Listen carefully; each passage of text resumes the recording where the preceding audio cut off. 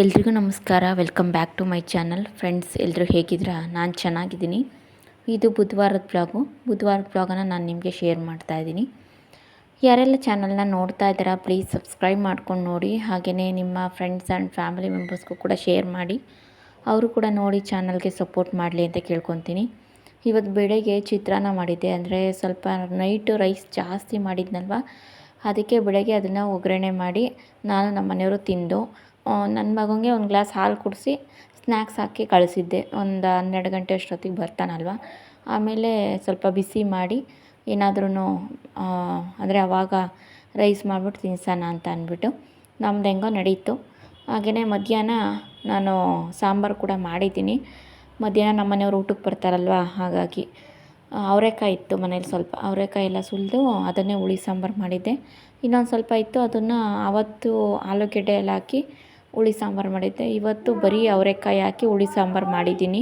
ಈರುಳ್ಳಿ ಸ್ವಲ್ಪ ಉದ್ದುದ್ದಾಗ ಕಟ್ ಮಾಡಿಬಿಟ್ಟು ಖಾರ ಮಸಾಲೆ ರುಬ್ಬಿಬಿಟ್ಟು ಒಗ್ಗರಣೆಗೆ ಹಾಕಿ ವಿಷಲ್ ಕುಗ್ಸಿದ್ದೀನಿ. ಸಾಂಬಾರು ತುಂಬಾ ಚೆನ್ನಾಗಿದೆ.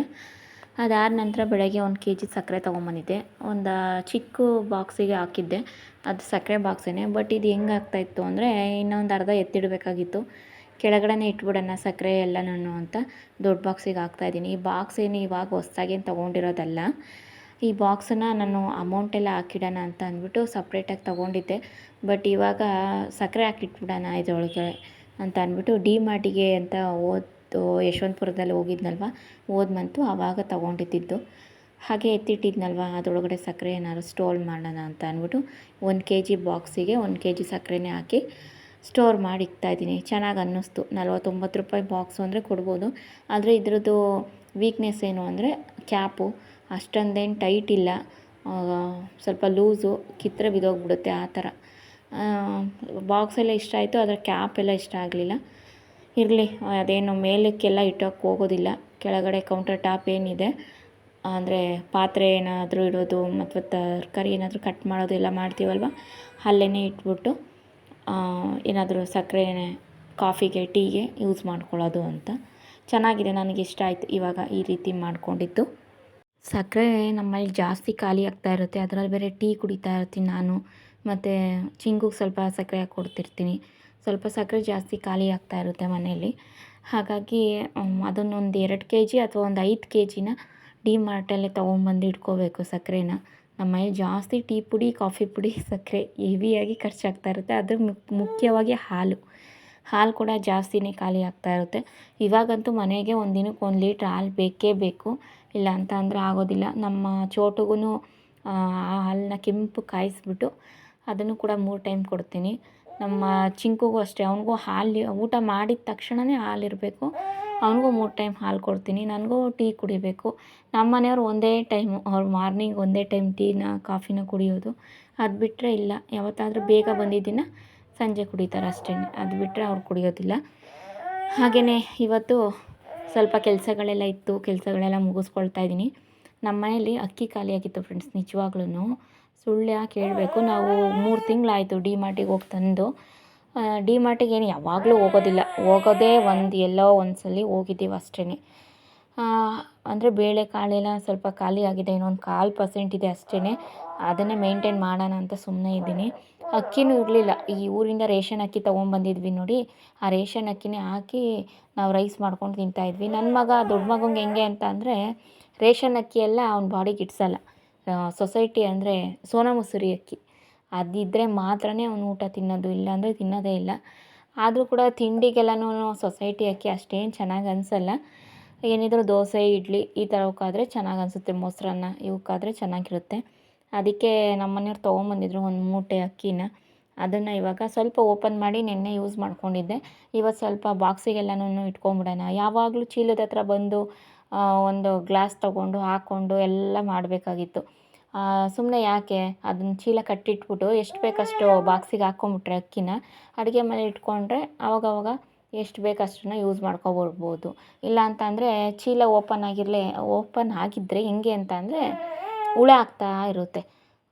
ಎಷ್ಟೋ ಸಲ ನಾನು ಚೋಟು ಪ್ರೆಗ್ನೆಂಟಿಗಿಂತ ಮುಂಚೆ ಆವಾಗ ಒಂದು ಮೂಟೆ ಫುಲ್ ಹುಳ ಆಗ್ಬಿಟ್ಟೆ, ಜಾಸ್ತಿ ಯೂಸ್ ಮಾಡ್ತಾ ಇರಲಿಲ್ಲ ಅಕ್ಕಿ.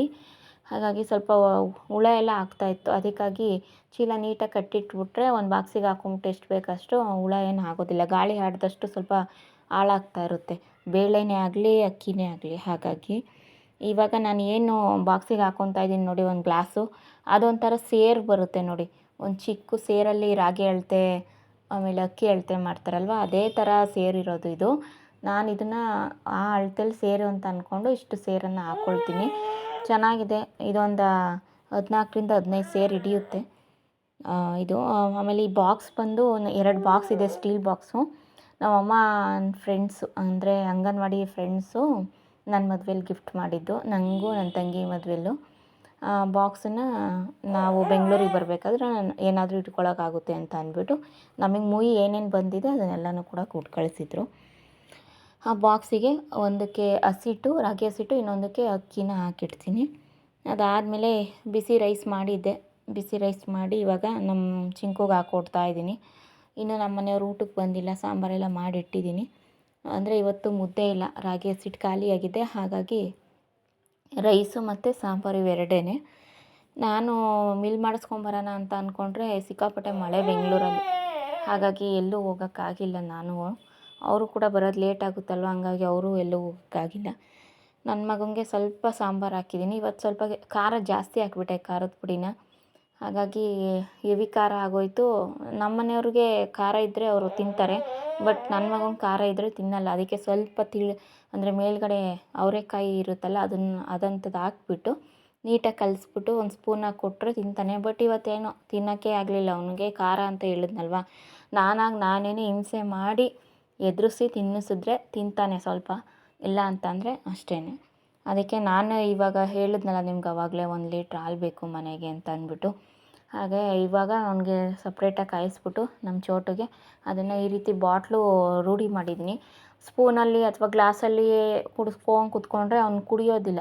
ಎಲ್ಲನೂ ಈ ಮಕ್ಕಳು ಬಸ್ಬಿಡ್ತಾರೆ ಅಂತ ಹೇಳ್ತಾರಲ್ಲ, ಆ ಥರ ಮಾಡಿಬಿಟ್ಟು ಎಲ್ಲ ಉಗಿದ್ಬಿಡ್ತಾನೆ. ಹಾಗಾಗಿ ಇವಾಗ ಈ ರೀತಿ ಮಾಡೋದ್ರಿಂದ ಚೆನ್ನಾಗಿ ಎಲ್ಲ ನೀಟಾಗಿ ಒಂದು ಬಾಟಲ್ ಗ್ಲಾಸ್ ಪೂರ್ತಿ ಕುಡ್ಕೊಂಬಿಡ್ತಾನೆ.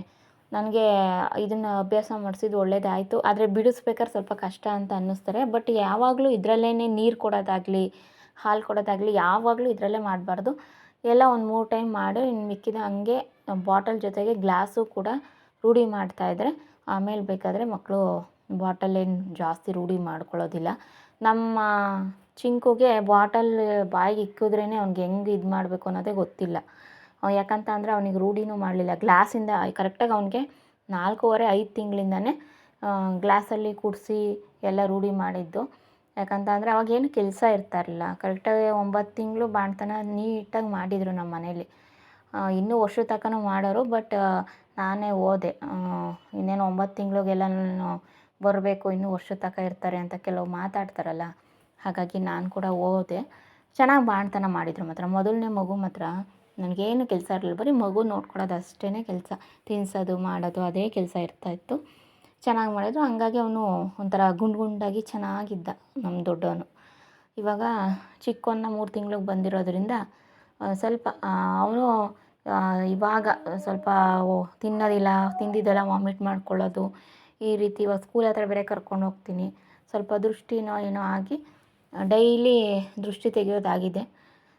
ಸ್ವಲ್ಪ ಊಟ ಮಾಡಿದ್ದೆಲ್ಲ ಅವನಿಗೆ ಅಜೀರ್ಣ ಅಂತ ಅನಿಸುತ್ತೆ. ಒಂದೊಂದ್ಸಲ ಲೂಸ್ ಮೋಷನ್ ಆಗುತ್ತೆ, ಒಂದೊಂದ್ಸಲ ವಾಮಿಟ್ ಮಾಡ್ಕೊಳ್ತಾನೆ, ಈ ರೀತಿ ಆಗುತ್ತೆ. ಹಾಗಾಗಿ ಇವಾಗ ಸ್ವಲ್ಪ ರೂಢಿ ಮಾಡ್ತಾ ಇದ್ದೀನಿ ಅವನಿಗೆ. ಬಾಟಲ್ ಹಾಲು ಆಮೇಲೆ ಊಟ ಎಲ್ಲನೂ ಒಂದೇ ಸಲ ತಿನ್ಸೋಕ್ಕಾಗಲ್ಲ. ಇಷ್ಟಿಷ್ಟೇ ಆಗಲಿ, ಸ್ವಲ್ಪನಾದರೂ ಒಂದು 4 ಟೈಮ್ ಆದರೂ ತಿನ್ನಿಸೋಣ ಅಂತ ತಿನ್ನಿಸ್ತಾ ಇದ್ದೀನಿ. ಅದಾದಮೇಲೆ ಅವನಿಗೂ ಕೂಡ ಹಾಲೆಲ್ಲ ಕುಡ್ದಾದ್ಮೇಲೆ ಅವನು ಆಟ ಆಡ್ತಾಯಿದ್ದ. ಅದಕ್ಕೆ ಚಿಂಕುಗೂ ಕೂಡ ಊಟ ತಿನ್ನಿಸಿ ಅದಾದಮೇಲೆ ಅವ್ನ ಕೂದಲು ಒಂಥರ ನನ್ನ ಥರ, ಇಬ್ರದ್ದು ಅಷ್ಟೇ. ನಾನು ನೈಸ್ ಹೇರ್ ಬರಲಿ, ಯಾರ್ದಾರ ಒಬ್ರದ್ದಾದರೂ ನೈಸ್ ಹೇರ್ ಬರಲಿ ನಮ್ಮ ಮನೆಯವ್ರ ಥರ ಅಂತ ನಾನು ಅಂದ್ಕೊಂಡ್ರೆ ಅದು ಇಬ್ರಿಗೂ ಬಂದೇ ಇಲ್ಲ. ಇಬ್ರಿಗೂ ನನ್ನ ಥರನೇ ಏರ್ ಬಂದುಬಿಟ್ಟಿದೆ, ಕರ್ಲಿ ಏರು. ಏನೇ ಬಾಚಿದ್ರೂ ರಿಂಗ್ ಥರ ಕುತ್ಕೊಂಡ್ಬಿಡುತ್ತೆ. ಹಾಗಾಗಿ ಸ್ಕೂಲ್ಗೆ ಹೋಗ್ಬೇಕಾದ್ರೂ ಅಷ್ಟೇ, ಎಷ್ಟೇ ಬಾಚಿದ್ರೂ ಕರ್ಲಿ ಏರ್ ಹಂಗೆ ನಿಂತ್ಕೊಂಡ್ಬಿಡುತ್ತೆ ಹಂಗೇ. ಹಾಗಾಗಿ ಸ್ವಲ್ಪ ಆಯಿಲೆಲ್ಲ ಇವಾಗ ಸ್ಕೂಲಿಂದ ಬಂದಾದಮೇಲೆ ಸ್ವಲ್ಪ ಆಯಿಲೆಲ್ಲ ಸ್ಪ್ರೆಡ್ ಮಾಡಿದ್ರೆ ಮಾರ್ನಿಂಗ್ ಸ್ನಾನ ಮಾಡಿಸಿ ಎಲ್ಲ ತಲೆ ಬಾಚಿದಾಗ ನೀಟಾಗಿ ಕೂರುತ್ತೆ ಅನ್ನೋ ಕಾರಣಕ್ಕೆ ಈ ರೀತಿ ಇಬ್ರಿಗೂ ಕೂಡ ಎಣ್ಣೆ ಹಾಕ್ತಾಯಿದ್ದೀನಿ.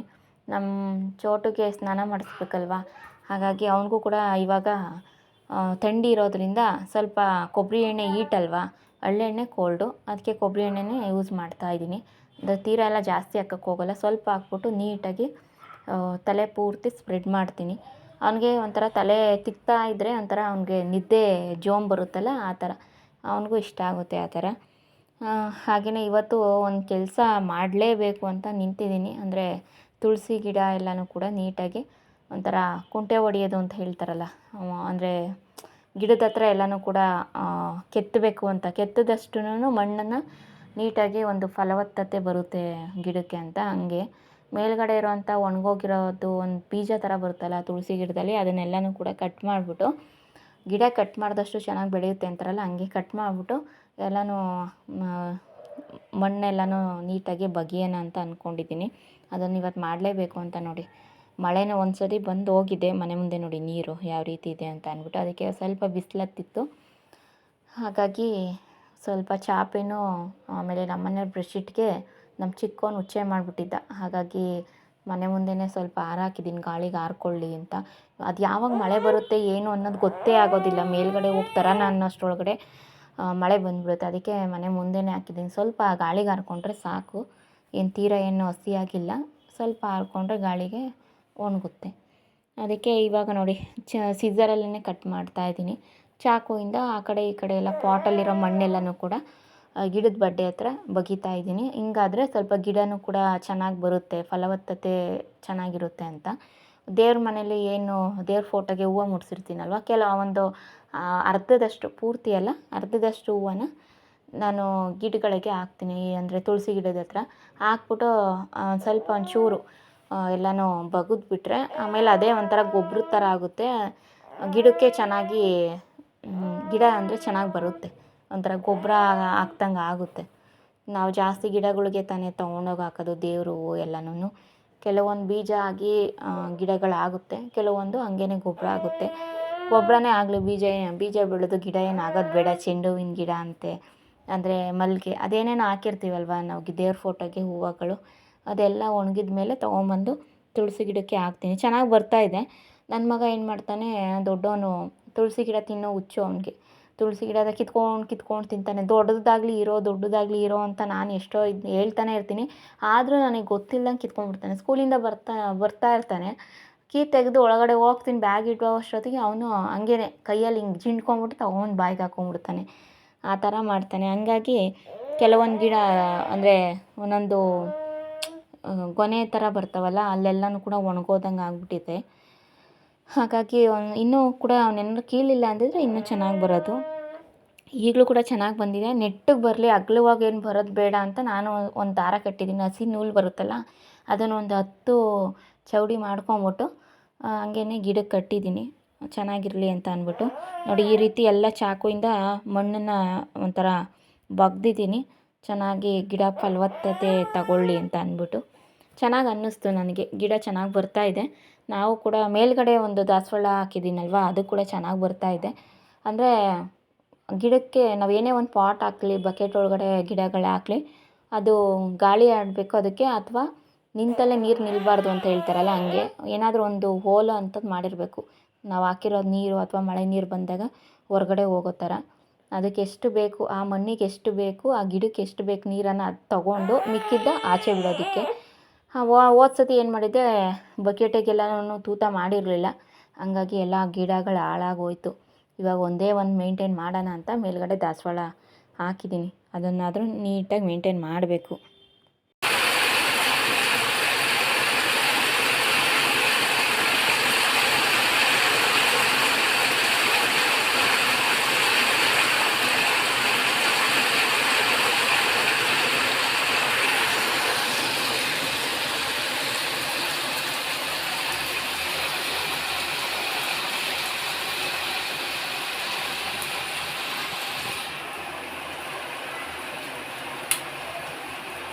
ನೋಡಿ ಸಿಕ್ಕಾಪಟ್ಟೆ ಮಳೆ ಮಾತ್ರ ಬೆಂಗಳೂರಲ್ಲಿ, ಅಷ್ಟು ಮಳೆ ಬರ್ತೈತೆ. ಹಾಗೆಯೇ ಸಂಜೆ ಇವತ್ತು ನಮ್ಮ ಮನೆಯವ್ರು ಬೇಗ ಬಂದಿದ್ದರು, ಪ್ರಿಂಟಿಂಗ್ ಪ್ರೆಸ್ಸಲ್ಲಿ ಕೆಲಸ ಇಲ್ಲ ಅಂತ ಅಂದ್ಬಿಟ್ಟು. ನಮ್ಮ ಮನೆಯವರು ಮನೆಯಲ್ಲೇ ಇದ್ರಲ್ವ, ಹಾಗಾಗಿ ಅವರಿಗೆ ಟೀ ಮಾಡೋಣ ಅಂದೆ, ಟೀ ಮಾಡ್ತಾಯಿದ್ದೀನಿ. ನಾನು ನಮ್ಮ ಮನೆಯವರು ಟೀ ಕುಡಿತೀವಿ. ಇನ್ನು ಚೋಟುಗೂ ಚಿಂಕುನು ಒಬ್ಬಂಗೆ ಹಾರ್ಲಿಕ್ಸು ಇನ್ನೊಬ್ಬನಿಗೆ ಹಾಲು ಕಾಯಿಸ್ಬಿಟ್ಟು ಕೊಡ್ತೀನಿ. ಇಷ್ಟೊತ್ತಿನಲ್ಲಿ ಟೀ ಕುಡಿಯೋದು ಅಥವಾ ಸ್ನ್ಯಾಕ್ಸ್ ಏನಾದರೂ ಅಂದರೆ ಚುರುಮುರಿ ಆಗಿರ್ಬೋದು, ಬೋಂಡ ಆಗಿರ್ಬೋದು, ಈ ಥರ ಮಾಡಿಕೊಂಡು ತಿನ್ನೋಣ ಅಂತ ಅನಿಸುತ್ತೆ. ಬಟ್ ಈ ಎಣ್ಣೆನೂ ಖಾಲಿ ಆಗಿಬಿಟ್ಟಿತ್ತು. ನಾನು ಅದಕ್ಕೆ ಏನು ಅಷ್ಟೊಂದೇನು ರಿಸ್ಕ್ ತೊಗೊಳಕ್ಕೆ ಹೋಗಲಿಲ್ಲ. ಅದಾದಮೇಲೆ ಇವತ್ತು ಸ್ವಲ್ಪ ಸಾಂಬಾರಿತ್ತಲ್ಲ, ಮುದ್ದೆನೂ ಇರಲಿಲ್ಲ, ಅಂದರೆ ಹಸಿಟ್ಟಿರಲಿಲ್ಲ. ಮಿಲ್ ಮಾಡಿಸ್ಕೊಂಬರೋಣ ಅಂದರೆ ಮಳೆ ಹೊರಗಡೆ, ಹಾಗಾಗಿ ಚಿಕನ್ ತೊಗೊಂಬಂದಿದ್ರು ನಮ್ಮ ಮನೆಯವರು ಒಂದು ಅರ್ಧ kg. ಆ ಚಿಕನ್ನ ಇವತ್ತು ಸ್ವಲ್ಪ ಗ್ರೇವಿ ಮಾಡ್ತಾಯಿದ್ದೀನಿ. ಅಂದರೆ ಸಾಂಬಾರೇನು ಮಾಡ್ತಾಯಿಲ್ಲ, ಅವರೆಕಾಯಿ ಸಾಂಬಾರು ಇತ್ತಲ್ವ, ಹಾಗಾಗಿ ಅದೇ ಆಗುತ್ತೆ ಅಂತ ಅಂದ್ಕೊಂಡು ಚಿಕನ್ನ ಒಂದು ಸ್ವಲ್ಪ ಹುರಿದ್ಬಿಟ್ಟು ಗ್ರೇವಿ ಥರ ಮಾಡಿದ್ದೀನಿ. ನಂಚ್ಕೊಳ್ಳೋಕ್ಕೆ ಚೆನ್ನಾಗಿರುತ್ತೆ ಅಂತ ಅಂದ್ಬಿಟ್ಟು. ಫ್ರೆಂಡ್ಸ್, ಹೇಗೆ ಅನ್ನಿಸ್ತು ಇವತ್ತಿನ ವ್ಲಾಗು? ನಿಮ್ಮೆಲ್ಲರಿಗೂ ಕೂಡ ಇಷ್ಟ ಆಗಿದೆ ಅಂತಲೇ ಭಾವಿಸ್ತೀನಿ. ಇಷ್ಟ ಆಗಿದ್ದರೆ ಪ್ಲೀಸ್ ಒಂದು ಲೈಕ್ ಮಾಡಿ. ಹಾಗೆಯೇ ಚಾನಲ್ನ ಯಾರೆಲ್ಲ ಸಬ್ಸ್ಕ್ರೈಬ್ ಮಾಡ್ಕೊಂಡಿಲ್ಲ ಪ್ಲೀಸ್ ಸಬ್ಸ್ಕ್ರೈಬ್ ಮಾಡಿಕೊಂಡು ಸಪೋರ್ಟ್ ಮಾಡಿ. ನಿಮ್ಮ ಫ್ರೆಂಡ್ಸು ಆ್ಯಂಡ್ ಫ್ಯಾಮಿಲಿ ಮೆಂಬರ್ಸ್ಗೂ ಕೂಡ ಶೇರ್ ಮಾಡಿ, ಅವರು ಕೂಡ ನೋಡಿ ಚಾನಲ್ಗೆ ಸಪೋರ್ಟ್ ಮಾಡಲಿ ಅಂತ ಕೇಳ್ಕೊತೀನಿ. ಇವತ್ತಿನ ವ್ಲಾಗು ನಾನು ಎಲ್ಲರಿಗೂ ಇಷ್ಟ ಆಗಿದೆ ಅಂತಲೇ ಭಾವಿಸ್ತೀನಿ. ಹಾಗೆಯೇ ಇನ್ನೊಂದು ವ್ಲಾಗ್ ಜೊತೆಗೆ ಬರ್ತೀನಿ. ಇವತ್ತು ಆಗಸ್ಟ್ 1 ನಾನು ಅಂದರೆ ಜುಲೈ 31ನೇ ತಾರೀಕಿನ ವ್ಲಾಗನ್ನು ನಾನು ನಿಮಗೆ ಶೇರ್ ಮಾಡ್ತಾಯಿದ್ದೀನಿ. ಈ ಆಗಸ್ಟ್ 1ರಿಂದ 31ನೇ ತಾರೀಕು ಅಷ್ಟರೊಳಗಡೆ ನಾನು ಅಟ್ಲೀಸ್ಟ್ ಒಂದು 60 ವೀಡಿಯೋನಾದರೂ ಹಾಕಲೇಬೇಕು ಅಂತ ಅಂದ್ಬಿಟ್ಟು ಕಾನ್ಫಿಡೆಂಟ್ ಇಟ್ಕೊಂಡಿದ್ದೀನಿ. ನೋಡೋಣ, ಇವತ್ತು ಒಂದು ಡಿಸೈಡ್ ಮಾಡಿದ್ದೀನಿ. ಇದು 31ನೇ ತಾರೀಕು, ಆಗಸ್ಟ್ 31ನೇ ತಾರೀಕುವರೆಗೂ ಇರಬೇಕು ಅಂತ ಅಂದ್ಕೊತೀನಿ. ನೆಕ್ಸ್ಟ್ ವ್ಲಾಗಲ್ಲಿ ಸಿಗ್ತೀನಿ. ಬಾಯ್, ಟೇಕ್ ಕೇರ್.